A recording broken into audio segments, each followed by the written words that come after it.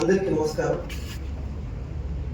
ఇందిరమ్మ ఇండ్లలో వికలాంగులకి ప్రాధాన్యత ఇస్తామని చేర్చడం పట్ల రాష్ట్ర ముఖ్యమంత్రి వర్యులకి, మంత్రివర్యులందరికీ కూడా ప్రత్యేక ధన్యవాదాలు. తెలంగాణ వికలాంగుల సమాజం తరఫున నా చిన్న రిక్వెస్ట్ ఏంటంటే, గతంలో కాంగ్రెస్ పార్టీ అధికారంలో ఉన్నప్పుడు 10% ఇల్లు ఇచ్చేవాళ్ళు, దానికి ఉత్తర్వులు కూడా ఉన్నాయి.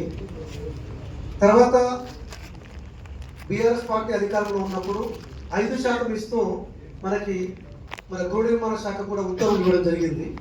2016 వికలాంగుల హక్కుల చట్టం ప్రకారం GOMS నెంబర్ 1 ప్రకారం కూడా 5% ఇల్లు కేటాయించాలని నిబంధన ఉండడం జరిగింది. దయచేసి ప్రతి నియోజకవర్గంలో 30,000 ఇల్లు కేటాయిస్తున్నప్పుడు 35x5 185 ఇళ్ళు వికలాంగులకు కట్టించినా కానీ చాలా న్యాయం జరుగుతుంది. ఎందుకంటే వీళ్ళందరూ కూడా ఆర్థికంగా, సామాజికంగా అసమానతలకు గురయ్యే వ్యక్తులు కాబట్టి ఈ ఒక్క విషయాన్ని దృష్టిలో ఉంచుకోవాలని తెలియజేస్తూ ఈ అవకాశం ఇచ్చిన పెద్దలందరూ కూడా ధన్యవాదాలు.